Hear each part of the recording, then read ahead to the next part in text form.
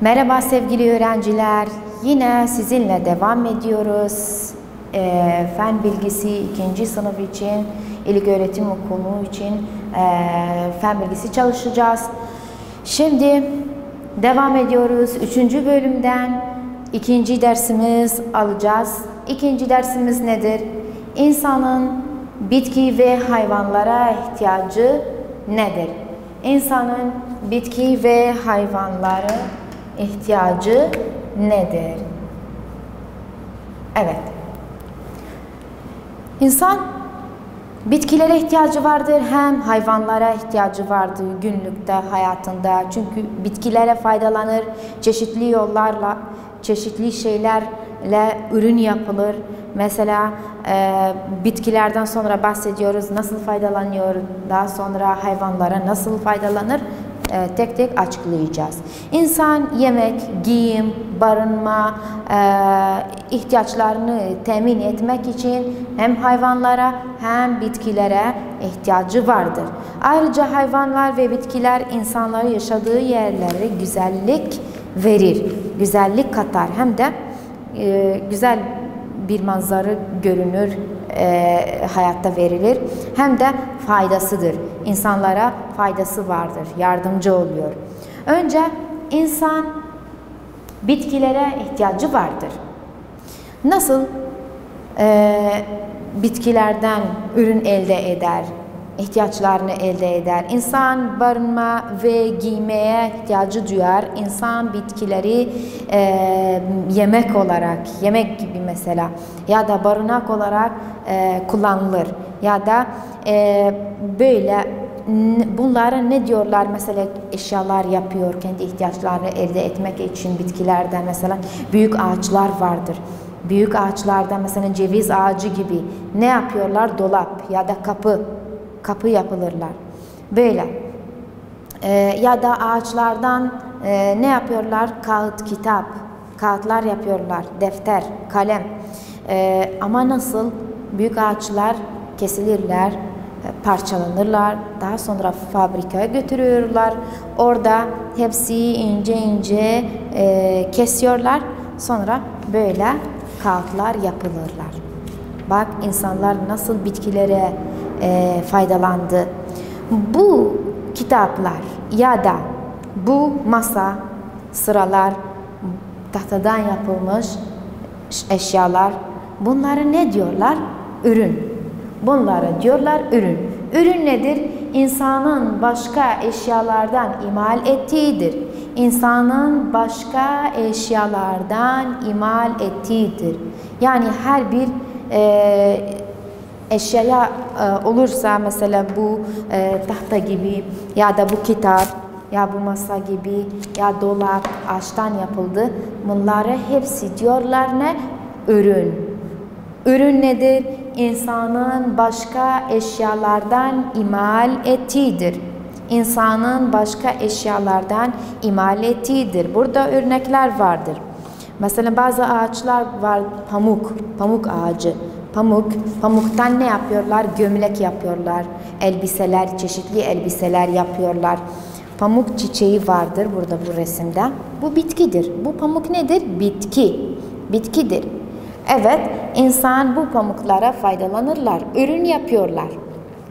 Elbise, gömlek. Evet. Yani bitkiler yemek için kullanılırlar. Birçok bitkiler vardır, meyveler, sebzeler. Bunlar hepsi bitkidir. Yemek olarak kullanılırlar. İnsan bitkileri bazı bölümlerini yer. Mesela marul gibi. Marul bitkisinin yapraklarını yer. Buğday tanesinden mesela arpa, buğday vardır, pirinç var, mısır. Bunlar hepsi yemek pişirmek için böyle ya da yemek için kullanılırlar. Ya da buğday tanesinde ne yapıyorlar? Un elde eder. Yine insan ev yapımında mesela ev yapıyorlar, binalar böyle hepsi ahşaplardan yapılırlar. Mobilya yapımında kullanılırlar. Kanepe vardı, koltuk. Evet. İmalatında ihtiyaç duyduğu ürünleri imal etmek için bitkiler kullanılırlar. Bu resim gibi mesela görüyorsunuz, bu kız marul yer. Burada ahşaplar, ev yapmak için ahşaplar kullanırlar. Evet. Yani burada insan bitkilere ihtiyacı vardır. Hem yemek olarak kullanılır, hem elbise olarak ürünler yapılır. Hem de mesela çeşitli eşyalar yapımında mobilya, mesela tahta ya da dolap ya mutfak dolabı vardı, ağaçtan yapılır, ya da kapı gibi eşyalar yapımında bitkiler kullanılır. Ya da yemek olarak kullanılır. Mesela meyveler vardır, sebzeler, buğdaygiller. Evet, bu hepsi bunlar ne diyorlar? Ürün. Ürün insanın başka eşyalardan imal ettiğidir. İnsanın başka eşyalardan imal ettiğidir. Bu ürün. Yani bitki olarak. İnsan bitkilere ihtiyacı vardır. Sonra insan hayvanlara ihtiyacı vardır. Hayvanlar kendi ihtiyaçlarını karşılamak için ne kullanılır? Hayvanlar, ama nasıl? Bak, çeşitli ürünler elde ederler. Mesela hayvanlar yününden, etinden, sütünden. Hayvanlar, bazı hayvanların yününden, etinden, sütünden insanlar bunlardan faydalanırlar. Eti yemek olarak kullanılır. Süt aynı. Yoğurt, peynir, çeşitli peynirler yapıyorlar. Hepsi sütünden. Ya da süt içiyorlar. Süt içmek hayvanlardan, koyun, keçiden alırlar, ineklerden, yani çok faydalıdır hem insanlar için. Yününden ceket, çeşitli ceketler yapıyorlar. Gömlek, yani bunlar hepsi elbise olarak kullanılırlar. Bakma, hayvanlar ne kadar önemlidir. Hayvanlar insanlar için çok önemli. İnsanlar hayvanlara ihtiyacı vardır.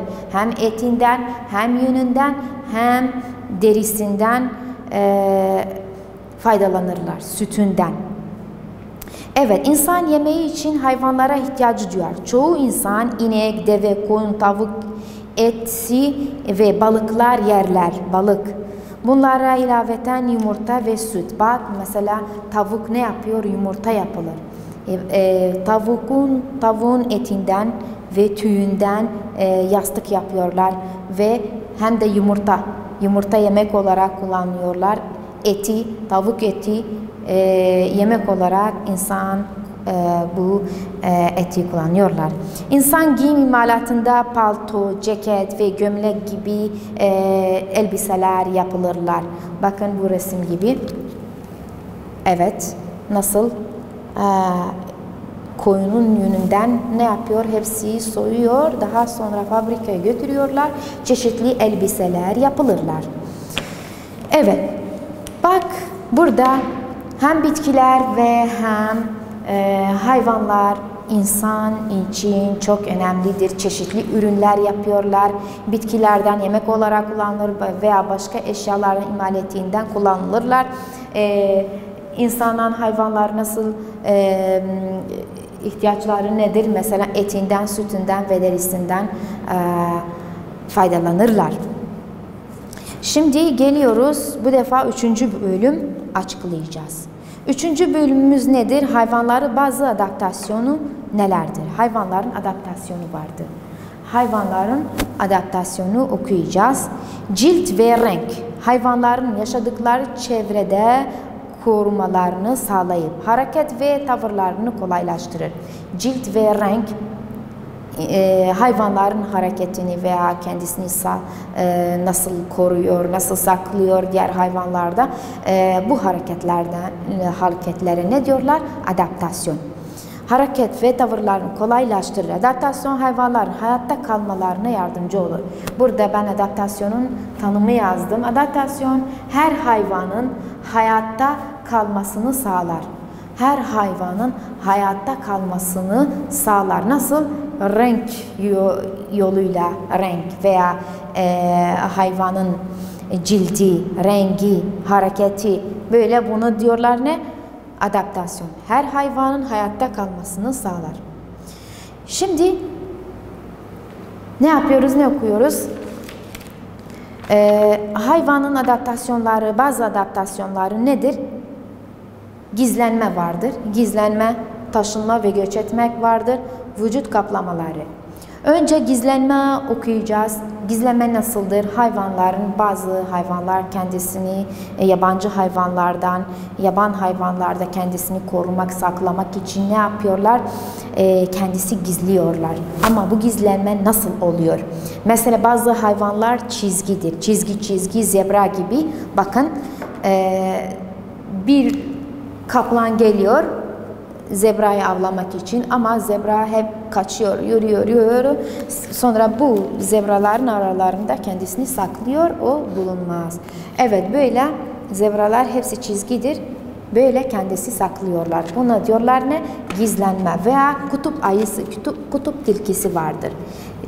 Kutup tilkisi bu karlar arasında, çünkü rengi beyazdır, hem de kar beyazdır. Kendisi böyle bu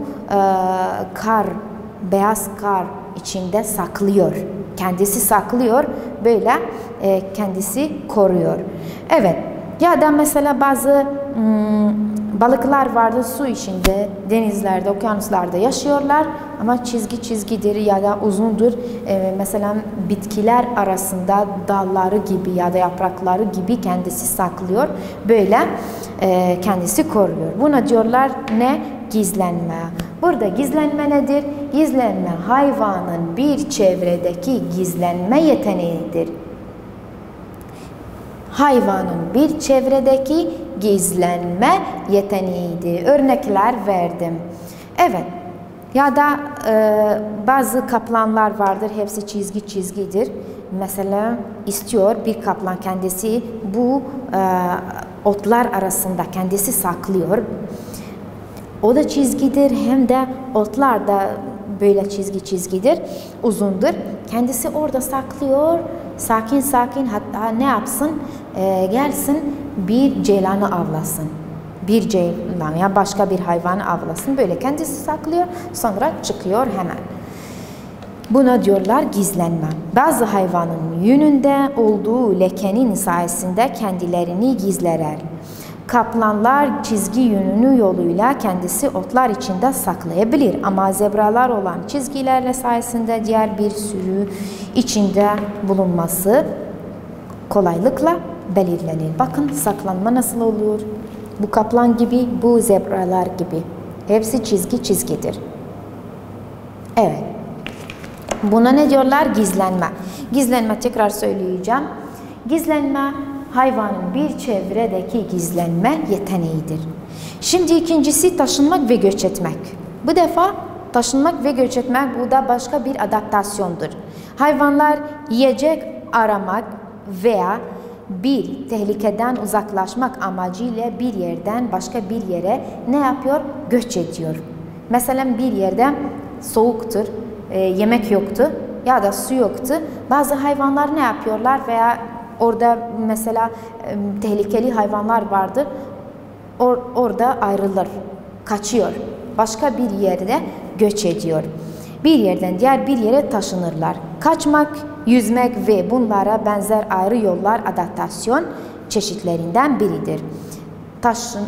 Taşınmak ve göç etmek ve benzer ayrı yollar adaptasyon çeşitlerinden biridir. Yani taşınmak ve göç etmek o nedir? Bazı hayvanlar göç ediyorlar, bir yerden başka bir yere taşınıyorlar. Bu yollara ne diyor? Taşınmak ve göç etmek. Mesela örnekler ördek gibi. Mesela soğuk bir yerden ne yapıyorlar? Göç ediyorlar. Bazı kuşlar vardır. Başka sıcak bir yere göç ediyorlar. Ya da yemek bulmak için kaçıyorlar. Ya yaban hayvanlardan, tehlikeli hayvanlardan kendisini korumak için bir yerden farklı bir yere göç ediyorlar. Bu ikincisi. Üçüncüsü vücut kaplamaları vardır. Vücut kaplamaları nasıldır? Mesela bazı hayvanlar vardır. Vücudu nasıldır? Kalındır ve serttir. Mesela ne gibi? Bazı hayvanlar rakun gibi. Bakın tatu gibi. Vücudu nasıldır? Böyle kalın bir cildi vardır. Bu da başka bir adaptasyondur. Kendisi saklıyor. Böyle adaptasyonu başka çeşididir. Örneğin tatu hayvanın vücudu sert pullarla kaplanmıştır ve yumuşak olan iç vücudunu korumaktadır. İçi nasıldır? İçi yumuşaktır ama dışı serttir.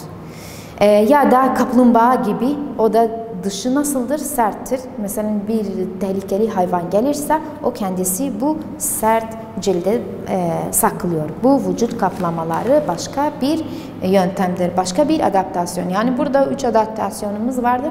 Gizlenme, taşınma ve göç etmek ve vücut kaplamaları. Adaptasyon nedir? Her hayvanın hayatta kalmasını sağlar ve çeşitli yöntemle, dediğim gibi böyle. Bu yöntemlerle. Evet. Şimdi bu konumuz 3. bölümümüz buraya kadardı. Bitti. 3 bölümden oluştu. Şimdi geliyoruz. Başka bir ders çalışıyoruz. Başka bir bölüm.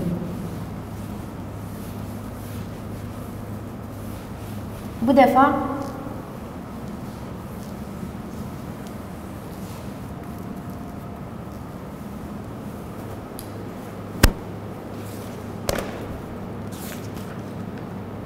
İkinci ünit okuyacağız.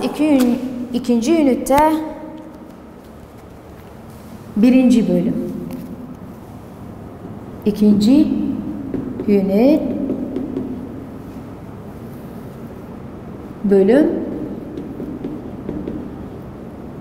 1 ve 1. ders okuyacağız. Ders 1. İkinci ünitte neler vardır? Yeryüzü kaynakları. Yeryüzü kaynakları okuyacağız. Yeryüzü kaynakları. Evet. Dünyada yeryüzünde birçok kaynaklarımız vardır. Yeryüzü kaynakları nedir? Orman, toprak, taş, su, hava, bitkiler, göl, ırmak, nehir, deniz ve okyanuslar, petrol, tasarruf, tekrar kullanmak. Bunlar hepsi nedir? Kaynaklardır. Yeryüzü kaynaklar, birçok kaynaklarımız vardır. Özellikle petrol, su çok önemlidir, su. Toprak, okyanus, göl, deniz, ırmak, taş. Bunlar hepsi yeryüzü kaynaklarındandır. Şimdi 1. dersimiz yeryüzü kaynakları nelerdir? Yeryüzü kaynakları nelerdir? 1. dersimiz yeryüzü kaynakları nelerdir? Şimdi söylediğim gibi yeryüzü kaynakları birçok kaynaklardan oluşuyor. Evet, insan yeryüzü kaynakları kendi ihtiyaçlarını karşılamak için kullanılır.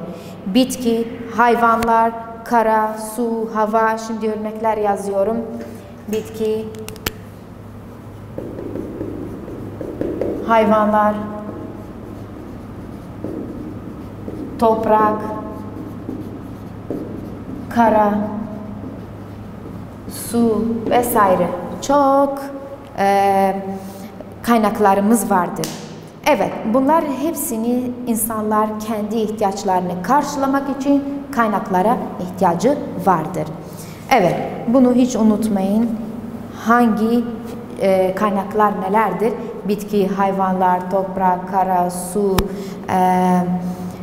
petrol, bunlar hepsi yeryüzü kaynaklarındandır. Bunlardan şimdi birkaç kaynak okuyacağız. Önce ormanlar okuyacağız. Önce ne okuyacağız? Ormanlar. Evet. Ormanlarda neler vardır? Ormanlarda büyük ağaçlar vardır. Birçok sayıda ağaçlar büyüyen yerdir. Birçok sayıda ağaçlar büyüyen yerdir. Yani çok sayıda ağaçlar, uzun ağaçlar vardır. Yeryüzü kaynaklarındandır. İnsan ormanları, ağaçların kendi değişik ihtiyaçlarını karşılamak için ne kullanılır? Ağaçlar kullanılır.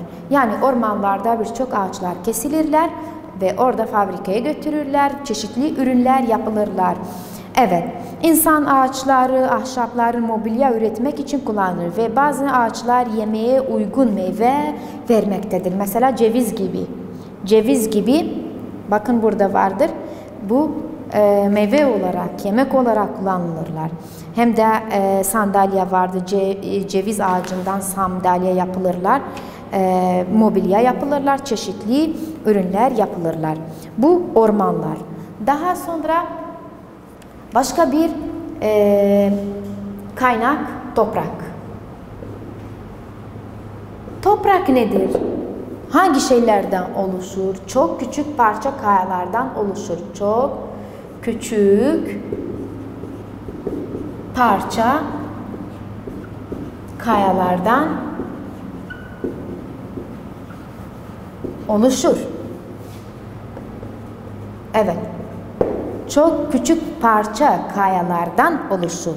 Ormanlar çok küçük, toprak çok küçük parça kayalardan oluşur ve yeryüzü kaynaklarındandır. Hem de hayvanların ve bitkilerin kalıntılarını içermektedir. Hayvanların ve bitkilerin kalıntılarını içermektedir. Tekrar söyleyeceğim, toprak nedir? Yeryüzü kaynaklarındandır. Çok küçük parça kayalardan oluşur ve hayvanlar ve bitkilerin kalıntıları içermektedir. İnsan toprağı gıdayı temin eden bitkiler ekmek için kullanılır, ekim için veya ziraat için toprağı kullanıyorlar. Bakın, ziraat için toprağı kullanıyorlar ve toprak çok önemli bir kaynaktır. Çok önemli bir kaynaktır. Burada ne okuduk? İki yeryüzü kaynaklar okuduk. Ormanlar, orman çok küçük parça, orman yeryüzü kaynaklarındandır. İçinde çok sayıda ağaç büyüyen yerde insanlar çeşitli ürünler yapılırlar. Sandalye, mobilya gibi veya ev yapımında kullanılır. Dolap veya kapı için kullanılırlar ve bazı ağaçlar mesela meyve olarak uygun meyve vermektedir, ceviz gibi. Sonra toprak okuduk. Toprak nedir? Yeryüzü kaynaklarındandır. Çok küçük parça kayalardan oluşur ve hayvanların ve bitkilerin kalıntıları içermektedir. Ne içermektedir? Hayvan ve bitkilerin kalıntılarını içermektedir. Evet. Burada ikinci dersimiz kalıyor. İkinci dersimiz nedir? Su nerede bulunur? Bu defa su nerede bulunur?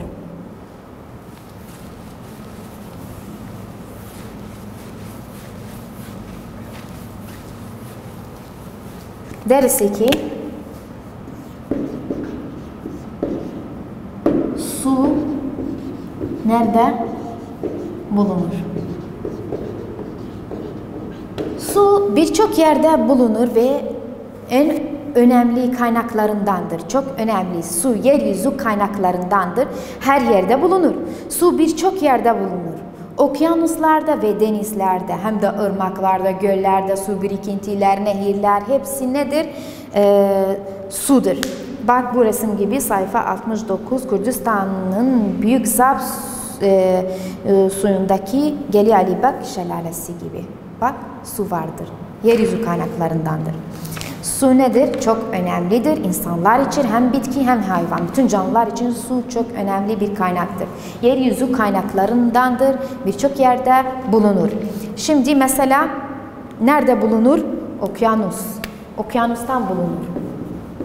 Okyanus suyu nasıldır? Okyanus var, göl vardır. Göl ve daha sonra ne vardır okuyacağız? Irmak. Irmak. Okyanus suyu nasıldır? Tuzludur. Nasıl? Tuzlu. İçinde çok miktarda tuz vardır. Okyanus suyu tuzlu, geniş ve derindir. Bitkiler ve hayvanlar içinde yaşıyorlar, balıklar yaşıyorlar. İçmek için kullanılmaz. Tuzlu sudur. Çok miktarda tuz vardır ve içmek için kullanılmaz okyanus suyu. Ve çok geniş ve derin. Nasıldır? Çok geniş ve derindir. Okyanus suyu tekrar söyleyeceğim. Suyu tuzlu, geniş ve derindir. İçinde çok miktarda bitkiler ve hayvanlar yaşarlar ve bu suyu içmek için kullanılmaz. Neden? Çünkü tuzludur. Bitki ve hayvanlar içinde yaşıyor. Bu okyanus. Daha sonra göl. Göl nasıldır? Suyu kara ile çevrilen ve hareketsiz sudur. Kara ile çevrilen hareketsiz sudur. Bu göldür. Göl etrafı nasıldır? Etrafı hepsi karadır. Kara ile çevrilen ve hareketsiz sudur. Hareket etmez. Buna ne diyorlar? Göl. Göl nedir? Kara ile çevrilen ve hareketsiz sudur. Yani hareket etmez, akmaz. Sonra ırmak okuduk. Irmağın suyu geniş alanda hareket eden ve nasıl bir sudur? Tatlı sudur. Irmak tatlı bir sudur. Tatlı su. Geniş alanda hareket eden tatlı bir sudur. Geniş alanda hareket eden tatlı sudur. Suyu geniş alanda hareket eden tatlı sudur. Yani 3 suyumuz var burada okuduk. Okyanus suyu tuzludur, geniş ve derindir. İçmek için kullanılmaz. Çok miktarda tuz vardır ve bitki ve hayvanlar yaşıyorlar. Gölün suyu nasıldır? Kara ile çevrilen hareketsiz sudur. Ama ırmak nasıldır? Irmağın suyu geniş alanda hareket eden ve tatlı sudur. Yani içmek için kullanılır. Suyu geniş alanda hareket eden tatlı sudur.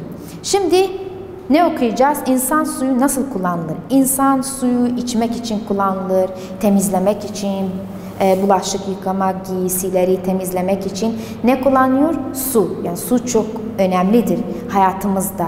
Çok önemli kaynaktır. Yani suyu çok sarf etmememiz gerekir. Ne zaman ihtiyacımız var o kadar suyu açıyoruz. Ama ihtiyacımız kalmadı, suyun musluğu ne yapıyoruz? Kapatıyoruz. Ayrıca bitkiler sulamak için kullanılır. Hem de bitkiler suya ihtiyacı vardı. Sulamak için ne kullanıyoruz? Suyu kullanıyoruz. Evet. Tekrar söyleyeceğim. İnsan suyu nasıl kullanılır? Su içmek için çok önemlidir. Hem de bedeni, vücudumuz temizlemek için, giysileri temizlemek için kullanılır. Hem de yüzmek için, eğlenmek için kullanılır. Ayrıca bitkileri sulamak için ne kullanıyoruz? Su kullanıyoruz. Bu yüzden suyu çok sarf etmememiz gerekiyor. İhtiyaç duyduğumuz zaman o zaman kullanmamız gerekir. Evet sevgili öğrenciler, konumuz buraya kadar sona erdi. Sonra gelecek derslerde devam ediyoruz. Şimdilik de hoşça kalın.